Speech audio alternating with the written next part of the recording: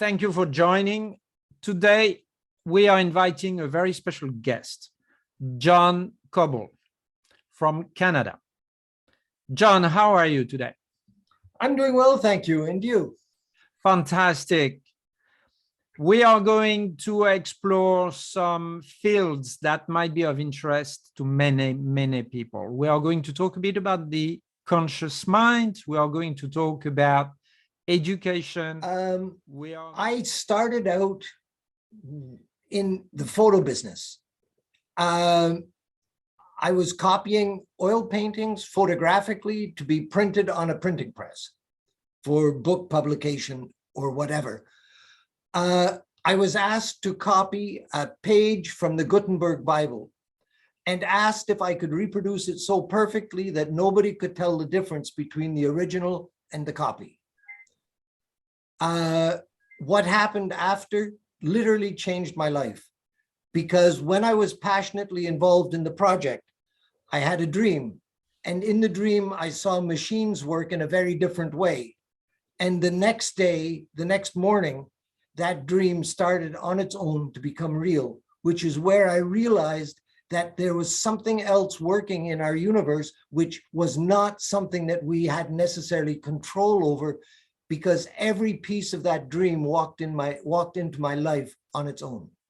And that was my first US patent, the sharpest images in the world for the next 22 years. I look around and I see what people are doing, and they don't understand that if we're passionate about what we're doing, we will bring things into our life that we had no idea were there.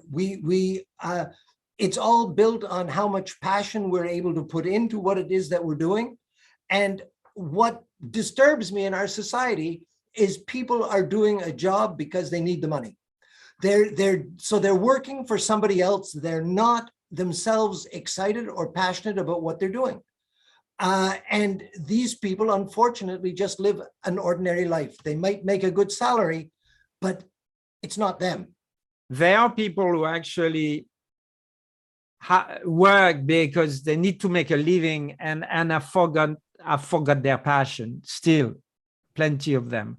If we're able to add passion to them, and we've been told that not to be excited about something, that you just have to work on a project. But if you work without passion, your life is empty. Absolutely. But you can open a mysterious door to the universe to give you everything that you're looking for if you can apply passion to what you're doing. The trust in oneself is critical. Yes. And that's why with my students, I ask them if they're working on something, on a project that they're on, don't tell anyone, because you don't want somebody to come up to you and say, what are you doing that for? You know, it's not going to work. That's wrong, because they can kill your best idea by telling you it's not going to work. When I had the contract for doing the images for the RadarSat, which was the first radar satellite from Canada, I needed a machine to do it. And the machine cost $750,000. And I didn't have that kind of money. To sum up to what we discussed with John today, we talked about the power of the conscious mind, be aware of our thoughts. And when we have a very important project we want to materialize, it's important to use as much as possible our imagination, focus on it every day. They have to accept it, but you have to be very careful, because people will always try to downplay what you're doing. If you share what you're working on with somebody, the first thing they're going to say is, don't be crazy. You know that's not going to work. You don't want those people around, so keep your mouth closed. Don't tell people what you're doing. Just do it. Let them come to you after and say, how did you do it? That's right. That's right. Doubt is toxic, basically. Hmm? Doubt is totally toxic.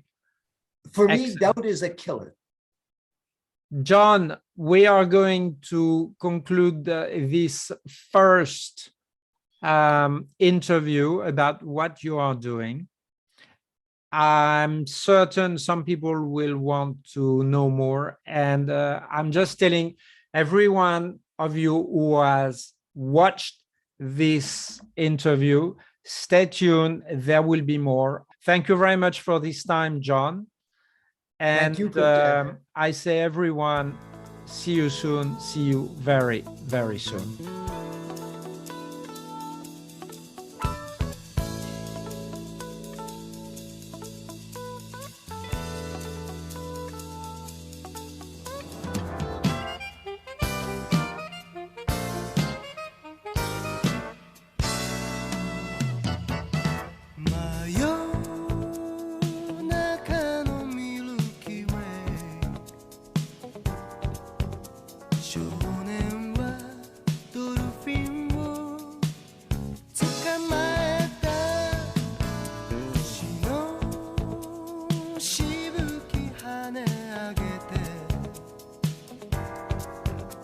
Sure.